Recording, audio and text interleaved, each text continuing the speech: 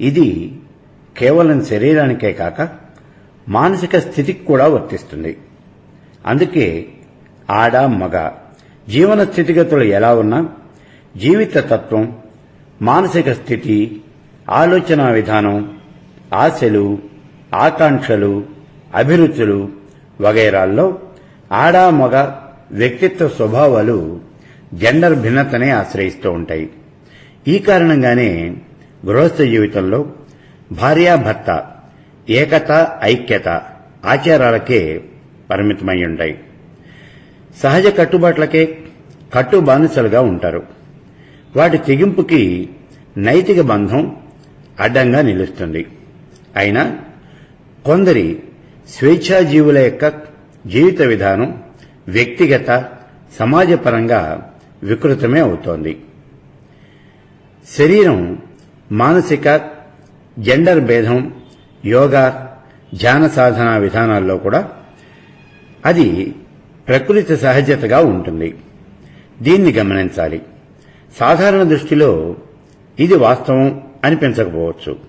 అయినా క్రియారూప ఆచరణ సాధనలో ఇది స్పష్టంగా తెలుస్తుంది. తత్ఫలిత పరిణామంలో కూడా ఈ జెండర్ సూక్ష్మత ఉంటుంది. ధ్యాన ప్రారంభ దశగా యోగా అభ్యాసం శరీరాన్ని అందుకు అనుకూలం చేస్తుంది. సాధారణంగా పద్మాసనం ధ్యాన సాధనకి వీలుగా ఉంటుంది. అయితే శరీర అనుకూలత అందరికీ ఒకే తీరుగా ఉండదు కాబట్టి అందుకు తగిన రీతిలో ఆసన విధానాన్ని సెట్ చేసుకోవాలి. భూమికి లంబంగా శరీరాన్ని, శిరస్సును నిటారుగా నిలపటం, అలాగే దానికి 90 డిగ్రీల కోణంలో దృష్టిని నిలపటం ధ్యాన సంబంధ ప్రాథమికం. అయితే మెడ దిగువ భాగంలోని శరీర భాగాన్ని అలా నిలపగలగటం, బాహ్యంగా అలా కనిపించిన వెన్ను మధ్య భాగంలో అది పూర్తి స్థాయిలో అలా ఉండకపోవచ్చు. ఇలా ఆసన విధానాన్ని సెట్ చేసుకున్న తర్వాత శ్వాస నియంత్రణ సాధన చేయాలి. మొదటగా మామూలుగా సహజమైనటువంటి రీతిలో జరిగే శ్వాసక్రియను అతి నిదానంగా సహజ రీతిలోనే సాధ్యమైనంత ఎక్కువగా గాలిని లోపలికి తీసుకుంటూ శ్వాసావయవాలను పూరకం చేయాలి. ఉశ్వాస నిశ్వాసాలను నియంత్రిస్తూ తరువాత ఉశ్వాస క్రియలోనే సాధ్యమైనంత ఎక్కువ సమయం నిశ్వాసం ఆపు చేయాలి. ఆ తర్వాత స్టడీగా నిశ్వాసన చేయాలి. ఉచ్ఛ్వాస నిశ్వాసల మధ్య కొంత సమయం విరామంగా పాటించాలి.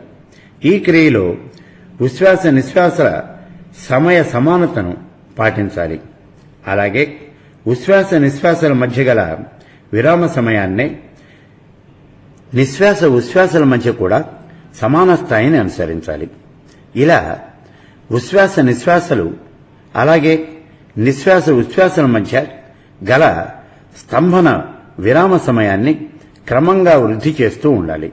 అయితే ఉచ్ఛ్వాస నిశ్వాసాల సమయం వేరువేరుగా దాదాపు ఒకే స్థాయిలో లిమిట్ అవుతుంది. దీనిని అంతకంటా ఎక్కువ చేయటం శారీరకంగా సాధ్యం కాకపోవచ్చు. కాబట్టి ఉచ్ఛ్వాస నిశ్వాసాలలాగే నిశ్వాస ఉచ్ఛ్వాసాల మధ్య కూడా విరామ సమయ నియంత్రణ సమయాన్ని క్రమంగా అధికం చేయగలగాలి. అయితే ఈ క్రమంలో శ్వాసావయవాలకు ఒత్తిడిని ఒక్కసారిగా పెంచకూడదు. ఉచ్ఛ్వాస నిశ్వాస స్తంభన సమయాన్ని అలాగే సమయ వృద్ధి విషయంలో కూడా ప్రతి జాగ్రత్తను అనుసరిస్తూ దాని ప్రాధాన్యతను క్రమానుగతంగా ఎక్కువ చేయటాన్ని అభ్యాసం చేయాలి. ఇక ఉచ్ఛ్వాస నిశ్వాస క్రమంలో అనుసరించవలసినటువంటి విధానంలో పూర్తిగా అవగాహన అనేది అవసరం. నాసికా రంధ్రాల ద్వారా గాలిని శ్వాసించేటప్పుడు ప్రారంభంలో సహజ రీతిలో రెండింటి ద్వారా గాలిని పూరించి కొద్ది విరామం తరువాత దానిని నిశ్వసించాలి. ఇలా కొద్దిసేపు జరిగిన తర్వాత ఉచ్ఛ్వాసను కుడివైపు నాసికారంధ్రం నుండి పూరించి స్తంభన తరువాత దాని నిశ్వాసను ఎడమవైపు నాసికారంధ్రం నుంచి చేయాలి. ఇలా 3 సార్లు చేసిన తర్వాత ఇదే క్రమాన్ని ఎడమవైపుకు మార్చాలి. ఈ విధంగా 3 సార్లు పూర్తయిన తర్వాత మళ్లీ సహజమైనటువంటి రీతిలో 2 నాసికా రంధ్రాల నుంచి ఉచ్ఛ్వాస నిశ్వాసాలని 3 సార్లు చేయాలి. ఇలా ఇంతవరకు జరిగిన శ్వాస సాధనను, ఒక స్తంభన క్రియను ఒక రౌండ్గా భావన చేయాలి.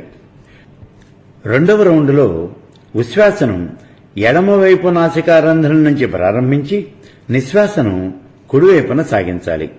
ఇలా మొదటి రౌండ్ విధానాన్ని అనుసరించి రెండవ రౌండ్ కూడా పూర్తి చేయాలి. మూడవ రౌండ్లో ఉచ్ఛ్వాస నిశ్వాస స్తంభన క్రియలను సహజ రీతిలో అంటే 2 నాసికారంధ్రాల నుంచి 9 సార్లు చేయాలి. ఇంతవరకు జరిగినటువంటి శ్వాస సాధన ప్రక్రియ మొత్తాన్ని 1 యూనిట్గా భావన చేయాలి. ప్రాథమిక స్థాయిలో 1 యూనిట్తోనే ఉచ్ఛ్వాస నిశ్వాస స్తంభన సాధన వీటిని నిలిపి చేయాలి. అయితే ఈ సాధన క్రియను ఒకసారికి 1 యూనిట్తో లిమిట్ అయినా ప్రతి సిట్టింగ్లోనూ 1 యూనిట్ విధానాన్ని అనుసరించవచ్చు. ఈ ప్రాణాయామ శ్వాస నియంత్రణ సాధన బాగా అలవాటైన తర్వాత దాని నిర్వహణ సులభ సాధ్యతను సాధించినటువంటి దర్మిల 1 సిట్టింగ్లో 3 యూనిట్లను వరుసగా సాధన చేయొచ్చు. కానీ రెండింటితోనే దాన్ని పూర్తి చేయకూడదు. అలాగే 1 టర్న్లో వరుసగా 3 యూనిట్లకు మించి చేయటం శ్రేయస్కరం కాదు. ఈ ప్రాణాయామ ఉచ్ఛ్వాస నిశ్వాస విరామ స్తంభన సాధనలో ముఖ్యంగా సమయ వృద్ధిని ఎక్కువ చేసుకోవాలి. స్తంభన సాధనలోనే అంటే ఉచ్ఛ్వాస నిశ్వాస సమయాలకు సమానమైనటువంటి ప్రమాణాన్ని పాటించడంతో పాటు ఆ రెండింటి ప్లస్ సమయాన్ని ఒక స్తంభన యూనిట్గా అన్వయిస్తూ ఈ ప్లస్ సమయాన్ని 1గా భావించి క్రమంగా దానికి ఎక్కువ నిష్పత్తిగా స్తంభన కాలాన్ని వృద్ధి చేసుకోవాలి. ఉదాహరణకు ఉచ్ఛ్వాస నిశ్వాస ప్లస్ సమయం ప్రారంభంలో 10 సెకండ్లయితే వాటి విరామ స్తంభన సమయాన్ని అంతకు రెట్టింపుతో ప్రారంభించి క్రమంగా 2, 3 ఇలా స్తంభన సమయాన్ని వృద్ధి చేస్తూ దాన్ని మరింత ఎక్కువ చేయడానికి సాధన చేయాలి. ఆ సమయ వృద్ధిని అనుసరించి ప్రాణాయామ ఫలితము అనేది ఉంటుంది. ఇది ఒక్కసారిగా జరిగేది కాదు.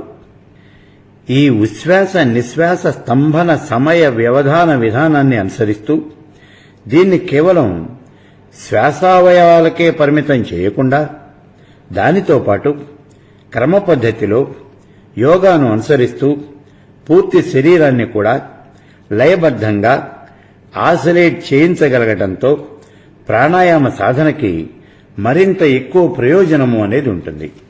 దాని ద్వారా దాని యొక్క పూర్తి స్థాయి ఫలితము అనేది లభిస్తుంది. కుండల్ని దీనికి భిన్నంగా ఉంటుంది. ధ్యాన సాధనలో దృష్టి కేంద్రీకరణకు ప్రయత్నిస్తూనే ఆలోచన నియంత్రణతో దాని ఏకతను కూడా సాధించవచ్చు. ఇందుకు ప్రారంభంగా దృశ్య ఆకారం మీద దృష్టిని నిలపడం జరగాలి. యోగాసన విధానంలో కూర్చుని ఎదురుగా నిలిపి ఉంచిన ఆకార దృశ్యతపై దృష్టిని పూర్తిగా నిలిపి ఉంచాలి. దీని ప్రారంభంలో ఆకారం మొత్తాన్ని చూస్తూ రెప్పలు మూసే వ్యవధాన సమయాన్ని పెంచాలి. మొదటగా ఆబ్జెక్ట్ వైపు దాన్ని పూర్తి వైశాల్యాన్ని చూస్తూ క్రమంగా ఆబ్జెక్ట్ యొక్క కేంద్ర స్థానాన్ని బిందువుగా భావిస్తూ దాని దృశ్యతను సూక్ష్మ స్థితికి తెచ్చి ఆ స్థితిలో క్రమంగా కనురెప్పల్ని మూస్తూ చివరికి వాటిని పూర్తిగా మూసివేసి ఆ ఆబ్జెక్ట్ సూక్ష్మ బిందు రూపాన్ని భావనగా మనస్సులోనే చూడగలగాలి. అలా ధారణగా కేంద్రీకృత దృష్టితో కొంతసేపు కొనసాగిస్తే దృశ్య సూక్ష్మత, తత్సంబంధ భావన, ఆలోచన క్రమంగా అదృశ్యమవుతూ ట్రాన్స్ లక్షణాలు ఏర్పడతాయి. దీని క్రమవృద్ధే ధ్యానముద్ర. దాన్ని అలాగే నిలిపి ఉంచగలిగినంత వరకు సాధన చేయాలి. దృష్టి కేంద్రీకరణ చివరి దశలో ఫీలింగ్ అదృశ్యతకు ముందే సెన్సరీ ప్రభావం అంటే జ్ఞానేంద్రియాల యొక్క ప్రభావం తగ్గిపోతుంది. కాబట్టి బాహ్య పరిసరాల యొక్క స్పృహ, స్మృతి, సంబంధ భావము, ఆలోచన, మనస్సు, వాటి ఉనికి సాంద్రత తగ్గిపోతుంది.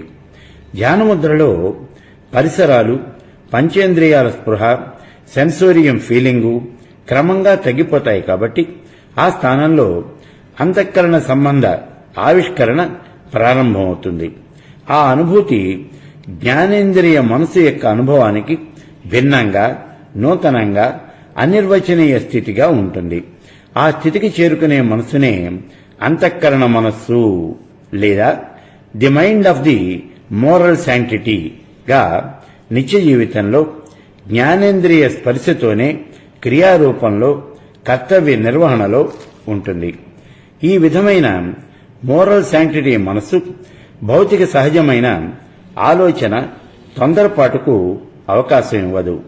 మనోనిగ్రహత, విషయ విచక్షణ విధానం, ప్రశాంతత అనుభవంలోకి వస్తాయి. అయినా సెన్సోరియం భౌతిక పదార్థ పరిసరాల ప్రభావిత మనసు తనకు తానుగా తన పూర్వస్థితిని చేరుకునే పరిస్థితులను కల్పించుకోవచ్చు.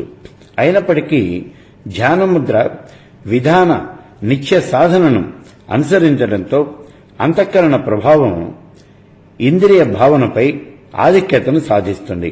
కాబట్టి మనోనిశ్చలతకు అంతరాయం కలగదు.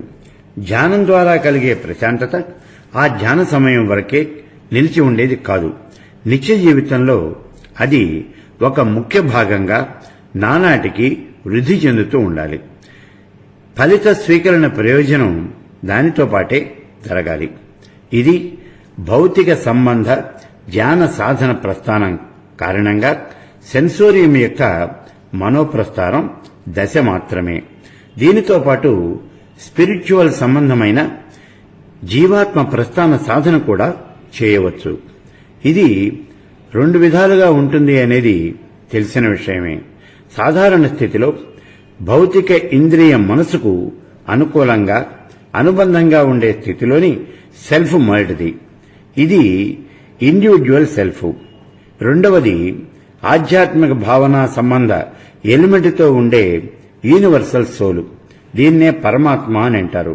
సూక్ష్మ స్థితి కలిగినటువంటి జీవాత్మ ధ్యాన సాధన ప్రస్థానంలో మొదటిదిగా, భౌతిక మనస్సు అంతరేంద్రియ స్థాయికి ప్రభావితమై అది the mind of the moral శాంక్టిటీగా పరివర్తన చెందటంతో అంతవరకు దానిని ఆశ్రయించి ఉన్న ఇంద్రియ సంబంధ జీవాత్మ దరిమిల ఇది స్పిరిచువల్ అంతఃకరణ కాన్షియస్నెస్ గా ప్రస్థానమవుతుంది. ఆ స్థితిలో జీవాత్మ అంతరాత్మగా అంతఃకరణ ప్రభావంలో ఉంటుంది. ఈ విధంగా ధ్యాన ప్రస్థానం, మనోప్రస్థాన సాధనతో ఇంద్రియ సాధారణ మనస్సు అంతఃకరణ మనస్సుగా, అదే జీవిత కర్మ నిర్వహణలో the mind of the moral శాంక్టిటీగా అనుభవంలో ఉంటుంది. అలాగే జన్మతోనే మనసు సూక్ష్మతతో పాటు ఆత్మ సూక్ష్మతగా న్యూరాన్స్లో నిక్షిప్తమై ఉన్న విశ్వాత్మ సూక్ష్మత కూడా తన భౌతిక ఇంద్రియ ప్రభావాన్ని క్రమంగా అధిగమిస్తూ అదే అంతరాత్మగా స్పిరిచువల్ కాన్షియస్ గా ప్రస్థాన స్థితిని పొందుతుంది. ఇది భౌతిక ధ్యాన మనోప్రస్థాన తుది దశ. ఈ దశ వరకు జరిగిన ధ్యాన మనోప్రస్థాన సాధనంగా కలిగిన ఈ ఫలితాన్ని భౌతికంగా ఇంద్రియ మనసు, అంతఃకరణ మనసుగా మైండ్ ఆఫ్ ది మోరల్ శాంక్టిటీగా, అలాగే పంచేంద్రియ ప్రభావితంగా ఉండే స్పిరిచువల్ సంబంధ జీవాత్మ సూక్ష్మత, దాని మూలమైన అంతరాత్మగా ప్రస్థానం జరగడంగా భావించాలి. మనోప్రస్థానంలో ఇది జీవిత సంబంధ ముఖ్యమైన ఒక ప్రాథమిక దశ.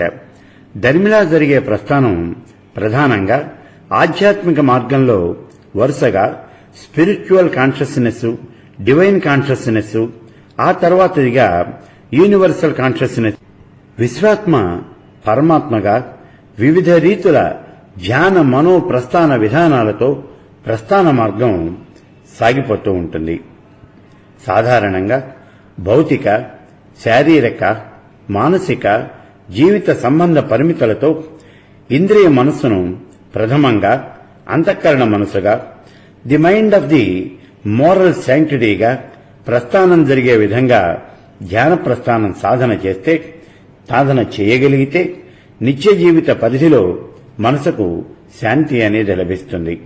ఆ మేరకు ధ్యాన సాధనం విజయవంతంగా చేసుకోగలగాలి.